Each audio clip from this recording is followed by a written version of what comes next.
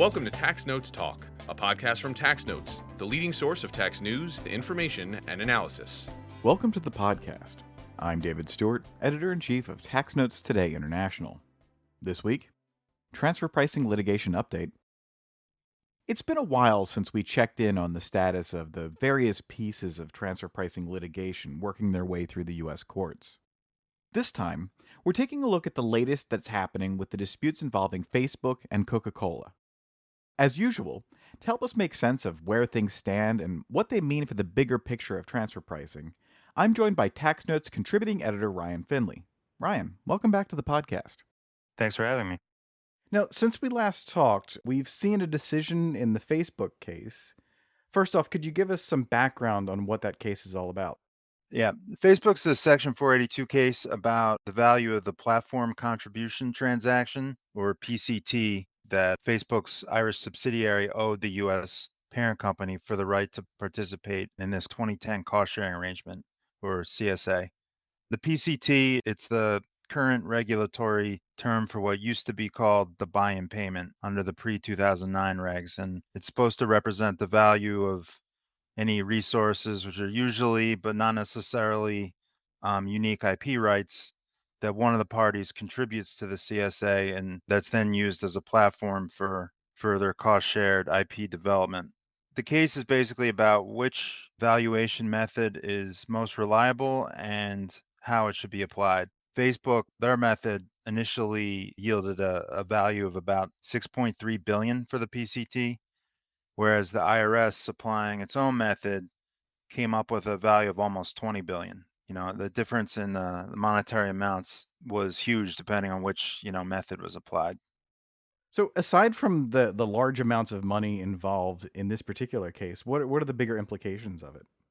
The biggest thing is that it's the first cost-sharing case decided under the cost-sharing regulatory regime that was sort of introduced by the 2009 temporary regulations, which were pretty much the same as the 2011 final regulations, and they're pretty much the same as what's still in effect now. It's important because the IRS lost some major high-profile cost-sharing cases involving the value of the buy-in payment, specifically Amazon v. Commissioner and Veritas v. Commissioner. But that was under the 1995 regulatory regime. The new regulations sort of revamp the key terms that the regs rely on, kind of definitions, and the biggest thing is that they introduced sort of specified PCT valuation methods. And one of those is the income method, which the IRS applied in the case. So really, the case was about whether this new regulatory regime and the methods it introduced were sufficient to basically prevent the outcome in Amazon or Veritas. So in the end, how did the IRS do? Well, the IRS won and it lost. It won in the sense that tax court judge Carrie Pugh upheld the income method's general validity. So just some background on the income method. It's very similar to the discounted cash flow valuation methods that the IRS tried but failed to apply in Amazon and Veritas. A big part of the litigation for Facebook was trying to discredit this income method as inconsistent with Section 482 and the arm's length standard. Basically, Facebook's argument was that the income method strips away all the kind of rightful returns that the CSA participant that makes the PCT payment, in this case, Facebook Ireland, should get. So the general vindication of the method was a very big deal for the IRS, because had the tax court invalidated the method, basically the whole cost-sharing regulatory overhaul would have been for naught. However, the IRS lost in the sense that basically just about every kind of methodological detail and assumption that went into its income method analysis was rejected. The income method, it requires that you basically compute the net present value of participating in the CSA from the perspective of, in this case, Facebook Ireland. And then you have to subtract the net present value to Facebook Ireland of entering the best realistically available alternative transaction. And that difference is the PCT. So the variables that have the biggest effect on the amount you end up with are the financial projections you use, the discount rates you apply, and what you choose as the best realistically available alternative. any changes to any one of these can have a drastic effect on the PCT. And according to Judge Pugh, the IRS basically botched every one of those things. And the effect was that even though the tax court upheld the method in general, these changes to the inputs and assumptions, reduced the PCT from the 20 billion that the IRS came up with all the way down to 7.8 billion, which, is a lot closer to the 6.3 billion that Facebook initially came up with.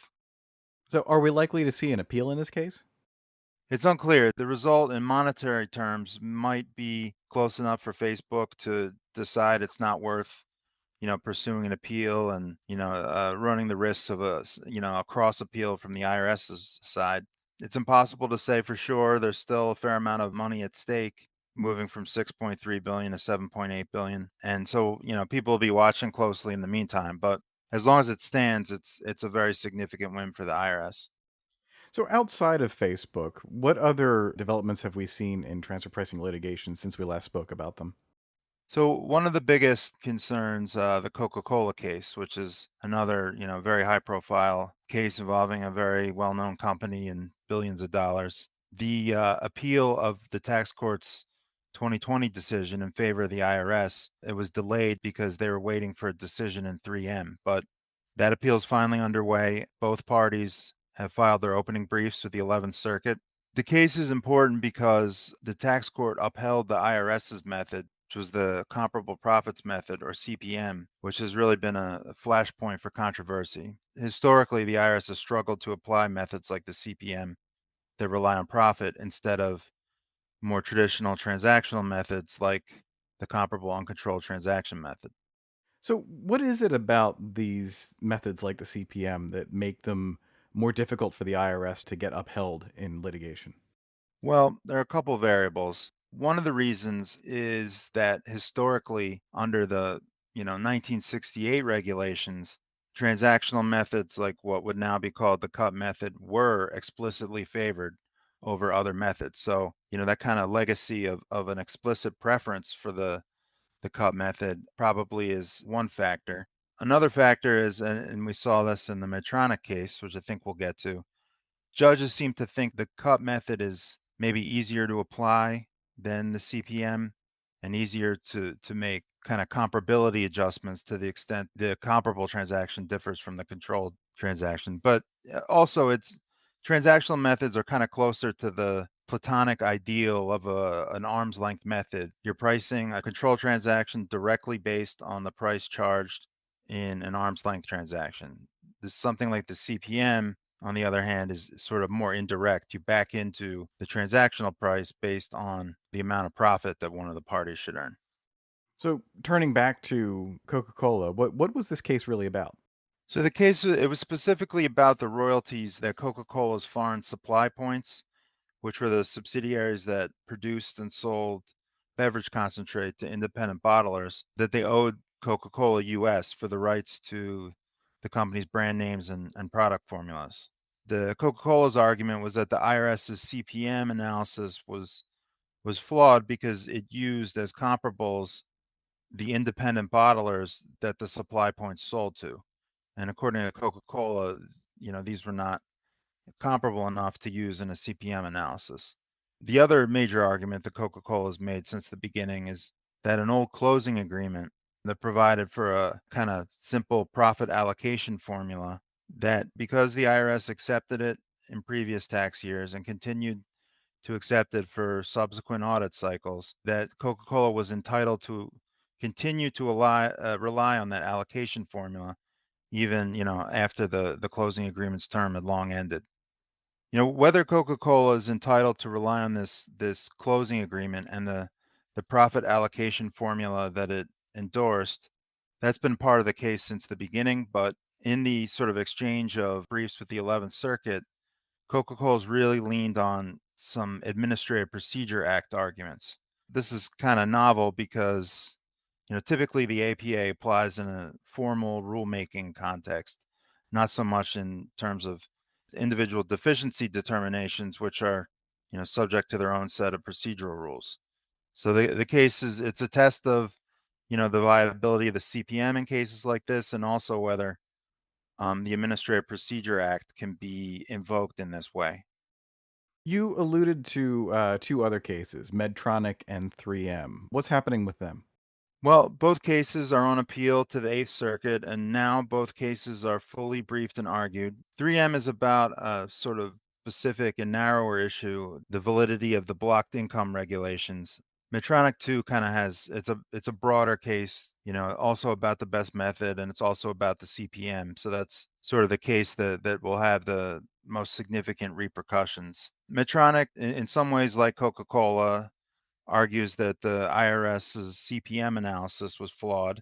The company argues that either the cut method or this sort of cut-like unspecified method that the tax court applied in its 2022 Medtronic 2 decision would be the best method rather than the CPM. The commissioner's counterargument is that you can't apply either the cut method or this cut-like unspecified method because the transaction that Medtronic relied on just isn't comparable under the applicable regulatory standards, specifically because of a major profit potential discrepancy. Medtronic claims you can sort of address this discrepancy by making comparability adjustments, but the commissioner's argument is that profit potential has to be intrinsically similar, to clear this comparability threshold. So it's a tricky question. The regulations seem to favor the commissioner on this, but there's definitely some ambiguity there, and it'll be interesting to see what the Eighth Circuit says. Are there cases out there that we might have discussed before that have just been doing nothing since we last spoke? There are.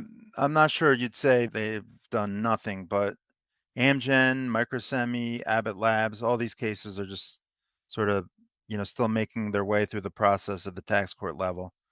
And then, of course, there's Perrigo that is still undecided for reasons that remain unclear. Are there any new cases that we should be following? There are. One major case involves McKesson, which filed a complaint in the Northern District of Texas for a refund of taxes paid. Basically, the same issue we saw in Altera v. Commissioner and the same issue that's involved in the ongoing Abbott Labs case, whether the cost sharing regulations requirement that CSA participants share stock-based compensation costs, whether that requirement is procedurally valid under the APA and whether it's substantively valid now under the standards set by Loper Bright. McKesson's claim is that, just like Altera claimed, that forcing CSA participants to share stock option expenses in this way would be contrary to the arm's length standard because independent enterprises would never agree to share stock option expenses at arm's length. According to McKesson, this ignores the arm's length standard and therefore exceeds Treasury's statutory authority, and the company also claims that by ignoring or overruling comments submitted during the rulemaking procedure, these regulations are also procedurally invalid. So it's a familiar issue. The new wrinkles are that the venue is different. This time it's the Northern District of Texas instead of the tax court. And now we have a new kind of substantive validity standard after the Supreme Court's Loper Bright decision. The tax court's Facebook opinion suggests that tax court has sort of come around to the Ninth Circuit's reasoning in Altera, which upheld the validity of these regulations. But obviously, the Northern District of Texas isn't bound by either the Ninth Circuit or tax court precedent. The other variable, Loper Bright, McKesson seems to think that kind of strengthens their argument, but it's not entirely clear why that would be the case. There's another interesting cost-sharing case involving Airbnb. It's also about the appropriate PCT valuation. Airbnb filed a petition in late 2024, and it's an interesting case because in this case, unlike in virtually every other litigated cost-sharing case, the foreign CSA participant seems to have lost money by participating in the cost-sharing arrangement. Usually what gets the IRS's attention, would be intangibles that are much more profitable than the taxpayer expects or claims to expect when it enters a cost sharing arrangement. So in that sense, it's sort of an unusual posture, and the case also raises some interesting methodological questions that are worth following. Has transfer pricing litigation gotten a little more interesting now that the IRS seems to not lose every time? Well, interesting is probably in the eye of the beholder, but I certainly think so. It doesn't seem like we're in the world where the IRS automatically loses anymore. They won at least on the legal questions in Facebook. They won at least at the tax court level in Coca-Cola. They lost at the tax court level in Medtronic, but that's on appeal. It seems like, a lot of these cases really could go either way. And, they're either nuanced factual questions or tricky legal interpretive questions in a lot of these cases. And I would say it's a lot more interesting to know that the courts could go either way on these issues. Well, Ryan, I thank you again for coming and helping us to understand where all these things stand. Thank you for being here. Thank you. That's it for this week. You can follow me online at TaxStew, that's STEW, and be sure to follow at Tax Notes for all things tax. If you have any comments, questions, or suggestions for a future episode, you can email us at podcast@taxanalyst.org. And as always, if you like what we're doing here, please leave a rating or review wherever you download this podcast. We'll be back next week with another episode of Tax Notes Talk. Tax Notes Talk is a production of Tax Notes. You can learn more about us by visiting www.taxnotes.com/podcast. When major media wants the straight story, they turn to Tax Notes. Thank you for listening, and join us again for another edition of Tax Notes Talk. Tax Analyst Inc. does not provide tax advice or tax preparation services. Nothing in the podcast constitutes legal, accounting, or tax advice. A full disclaimer is included in the transcript.